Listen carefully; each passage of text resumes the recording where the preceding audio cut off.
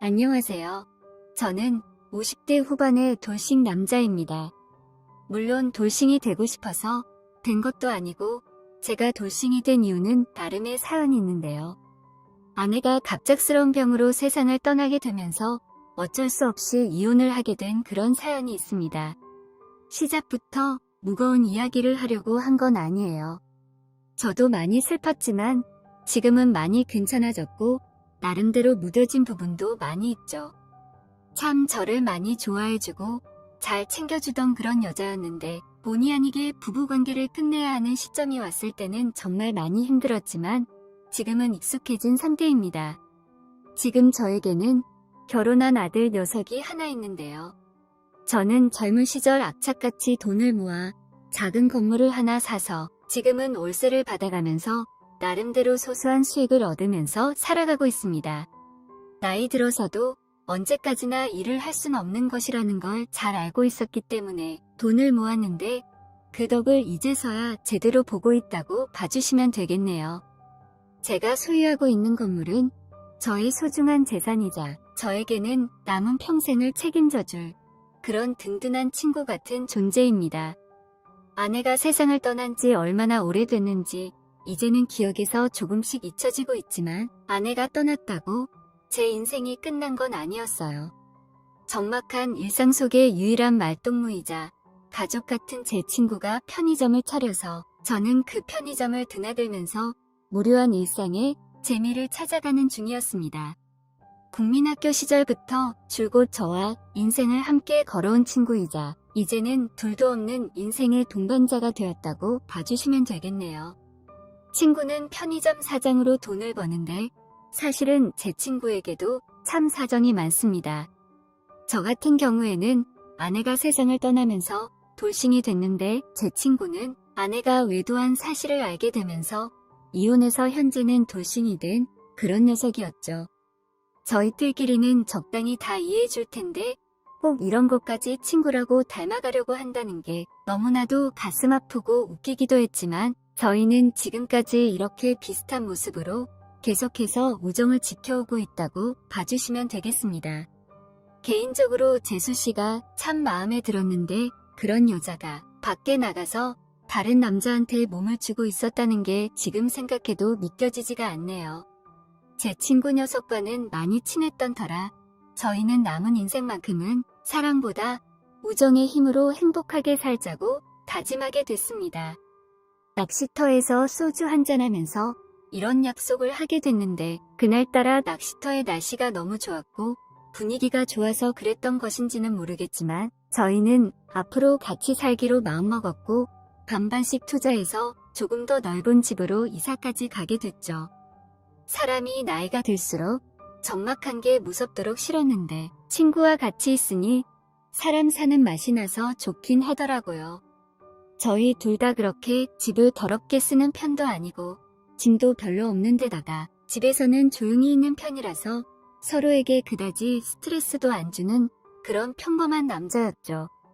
아마 이런 성향이 비슷하지 않았으면 같이 살지 못했을 텐데 다행히 이런 부분에서는 참 잘 맞았습니다. 그러던 어느 날 친구가 같이 밥을 먹다가 저한테 부탁을 하나 하더라고요. 이야기를 들어보니 이랬습니다. 자기한테 사촌 동생이 하나 있는데 어릴 때부터 친하게 지냈던 녀석이라서 평소에도 많이 챙겨줬다고 하더군요. 근데 그 녀석이 어릴 때부터 공부도 잘했고 영어도 워낙에 잘해서 자기네 이모가 그렇게 학구열을 올렸답니다.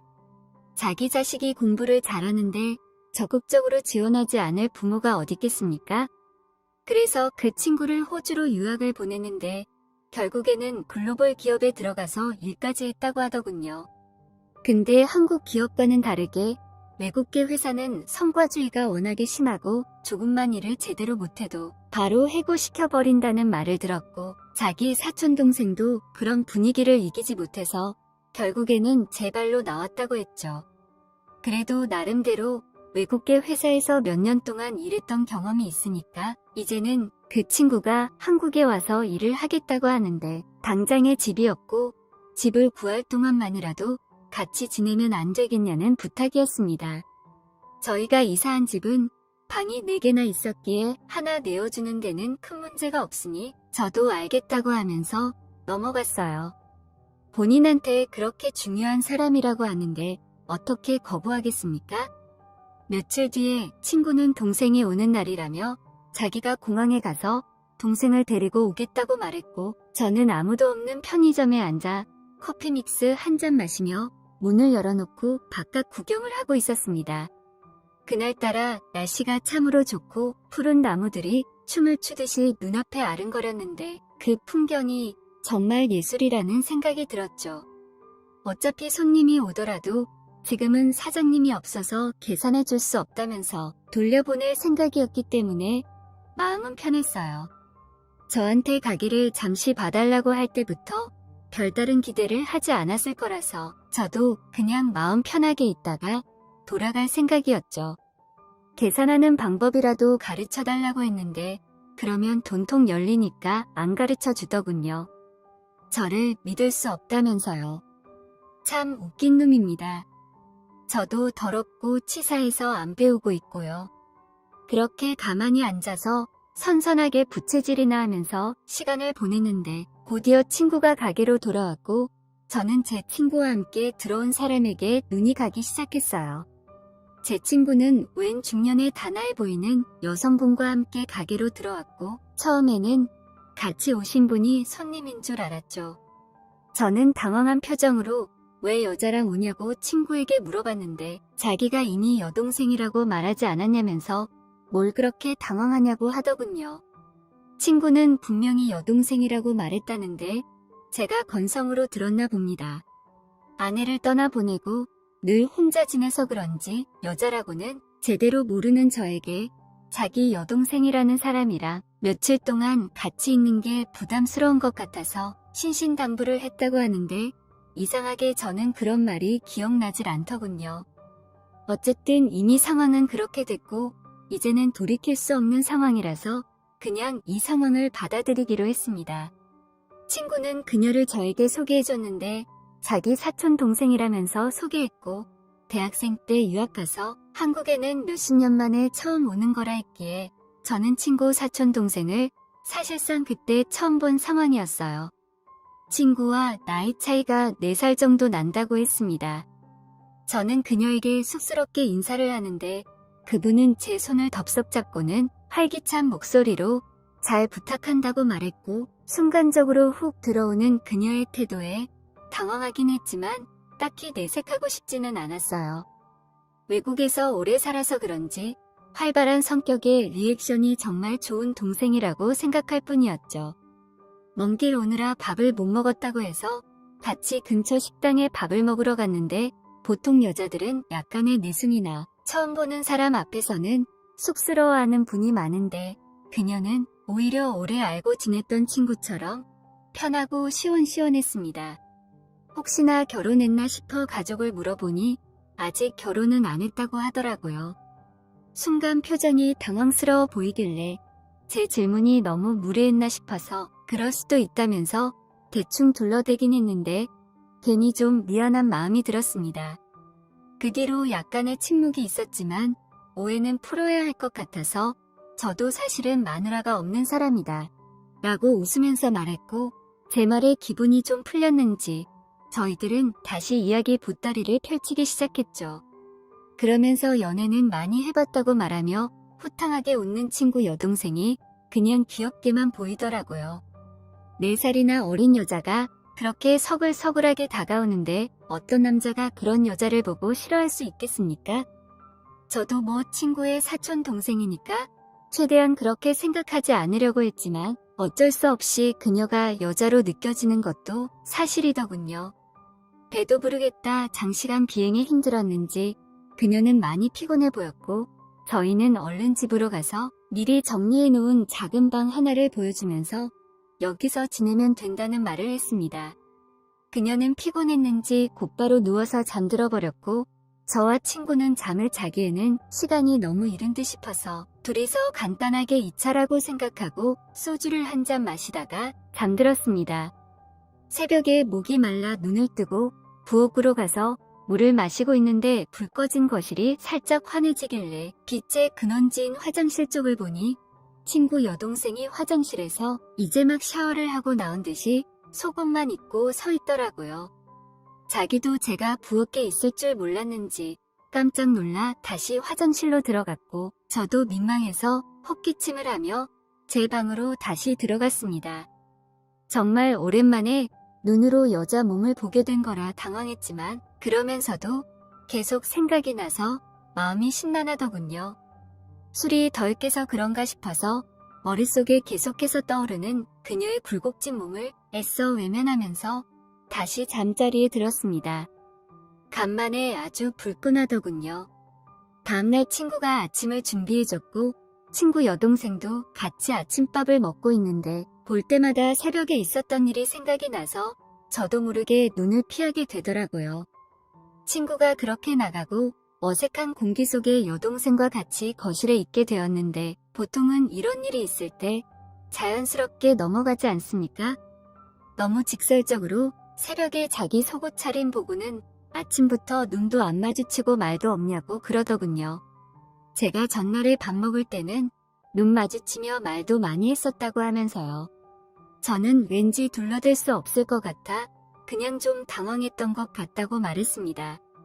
그랬더니 방금 웃으면서 우리가 어린 나이도 아니고 알 거 다 아는 어른이 뭐가 그리 당황스럽냐며 웃더라고요. 뭔가 웃음거리가 된 것 같아 기분이 좋진 않았지만 그녀는 어느새 제 옆에 붙어서 웃고 있었습니다. 그러면서 저와 친해지고 싶다며 저보고 귀엽다고 하더라고요. 환갑이 다 된 나이에 귀엽다는 말을 들으니 기분이 묘했습니다. 마치 어릴 때 새로 친해진 여자와 연애를 하는 듯한 기분까지 들었고 그녀가 제 옆에 앉아서 팔짱까지 끼고 있으니 저도 정말 미치겠더라고요.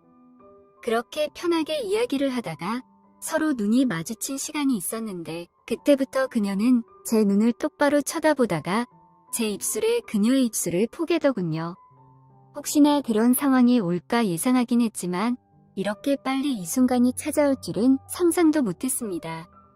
그때부터 저희는 서로를 껴안으며 계속해서 입술을 핥아주기 시작했고 결국에는 넘어서는 안 되는 선까지 넘어버리고 말았습니다.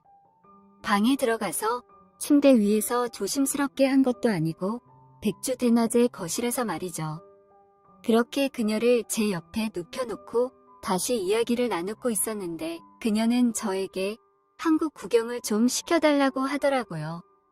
너네 오빠랑 구경하라고 하니까 일한다고 바쁘지 않냐면서 저한테 좀 해달라고 했어요. 저도 하루 종일 할 게 없어서 심심한 건 사실이지만 전날 잠을 제대로 못 자기도 했고 대낮부터 힘을 썼더니 피곤해서 나가기 싫었거든요. 근데 하도 옆에서 어린애처럼 굴길래 구경하러 가자고 데리고 나왔습니다. 거실에서 뜨거운 사랑을 나눌 때까지만 하더라도 이런 모습을 보이지 않더니 확실히 그런 짜릿한 상황을 한번 경험하고 나니까 저에게 심적으로 많이 의지한다는 느낌이 들었어요. 조금씩 제 여자가 되어가고 있다는 그런 생각까지 들더군요. 이것저것 구경하면서 사진도 여러 장 찍어주고 길거리에 파는 유명한 음식들을 사주면서 먹어보라는 말도 했습니다. 그녀는 계속 자기 사진만 찍어주는 게 미안했는지 저에게 같이 사진을 찍자고 했고 지나가는 사람을 붙잡고서는 사진을 좀 찍어달라고 부탁하더라고요. 저는 알겠다면서 그냥 별 생각 없이 옆에 서서 사진을 찍는데 친구 여동생이 갑자기 저를 와락 껴안더니 완전히 연인처럼 보이는 사진이 나와버린 거예요. 너무 놀라서 그녀를 쳐다보니 그녀는 저를 보면서 그냥 웃고 있었고 뭐가 문제냐는 식으로 저를 보고 눈썹을 들썩거리더라고요. 역시 외국에서 오랫동안 살았던 여자라서 그런지 아주 개방적이라는 생각이 들긴 했지만 그게 마냥 좋지만은 않았어요. 문제는 친구가 없을 때마다 계속되는 은근한 신체 접촉 횟수가 늘어나기 시작했고 거실에서 텔레비전 보고 있는 제 옆으로 와서 무릎을 베고 누워있다가 그곳을 손으로 자극하기도 하고 제가 청소하고 있으면 옆에 딱 붙어서 저를 도와주다가 엉덩이를 만지기도 하더군요. 저는 그녀에게 눈썹을 찡그리며 하지 말라는 신호를 보냈지만 그녀는 아랑곳하지 않고 계속해서 저에게 적극적으로 다가오기 시작했습니다. 그러다가 그녀의 방에 전등이 나가서 제가 교체해준다고 의자를 밟고 올라서서 전등을 교체하려고 했는데 그녀의 엄청난 도발이 시작됐어요. 그녀는 의자 위에 있는 저의 그곳을 갑자기 손으로 잡더니 아주 거칠게 흔들기 시작했고 곧이어 저는 완전히 맨살을 보이고 말았습니다. 그녀가 제 옷을 잡고 완전히 내려버린 것이었죠. 저는 전등을 교체하고 있었기 때문에 손을 쓸 수가 없었고 혹시나 너무 강하게 저항하면 의자에서 떨어질 것만 같아서 크게 저항하지도 못했습니다. 그녀는 곧이어 평소에 보여주지 않았던 색다른 방법으로 저를 쏟아내게 만들었고 저는 그녀의 엄청난 기술에 그만 감동을 받고 말았어요. 감동받아서 눈물이 나올 것 같더군요. 괜히 분위기가 어색해지는 것 같아서 그 뒤로 좀 피하려고 노력했던 것 같은데 이상하게 그녀의 행동과 말들이 전부 사랑스럽게 보였고 그냥 그녀와 같이 있으면 마음도 답답하지 않고 편하고 좋았습니다. 먼저 하늘로 간 아내를 생각하면 죄스러운 마음이 있지만 산 사람은 살아야 되지 않겠나라는 생각으로 합리화를 시키려고 애썼죠. 아무리 그래도 친구 여동생이라는 게 마음에 걸리고 그녀 또한 저와 같은 마음인지 궁금했습니다. 맥주 한잔하고 싶다며 대낮부터 맥주를 마시자고 하는 그녀를 보고 이참에 물어봐야겠다 싶어 어느 정도 취기가 올랐을 때 물어봤습니다. 농담처럼 진심으로 저를 좋아하냐고 물어봤는데 그녀는 제가 너무 마음에 든다고 말했고 갑자기 저를 빤히 쳐다보더니 갑자기 제 옆으로 와서 제 어깨에 기대더군요. 그러면서 지금까지 저한테 했던 행동들이 장난이 아니라는 말을 했고 그녀는 오히려 자기가 이렇게 행동하는 게 아무 느낌 없냐고 물어보더라고요. 저는 맥주가 입으로 들어가는 건지 코로 들어가는 건지 무슨 대답을 해야 하는지 정신이 없던 와중에 그녀는 제게 입맞춤을 하고는 함께 방으로 뛰어들어갔습니다. 이로써 제가 궁금했던 질문에 대한 답을 몸으로 표현해 주길래 참으로 좋았는데 아무리 그래도 현실적으로 그녀와 계속해서 이런 관계를 유지하는 게 정말 맞는 선택인지 잘 모르겠네요. 이런 행동과 마음이 옳은 거라고 생각하지 않는데 제 자신만 생각하고 지금의 행복만 보면 너무도 설레는 로맨스를 진행하고 있습니다. 그녀는 이제 곧 저희 집을 떠나서 새로운 거처에서 생활한다고 하는데 그런 상황이 오더라도 저에게 잊지 말라면서 연락처도 가르쳐주고 집 주소까지 가르쳐주네요. 아직 저는 진심으로 어떤 선택을 내려야 할지 잘 모르겠지만 저와 그녀의 마음이 같단 걸 알게 된 지금 현재 상황만 놓고 본다면 너무나도 행복해서 미쳐버릴 것만 같습니다. 이대로 모른 척하고 아무렇지 않은 척하면서 친구에게는 이 관계를 비밀로 유지할지 아니면 친구를 생각해서 이 관계를 끝내야 할지 참으로 고민되는데 저는 어떻게 하는 게 맞을까요?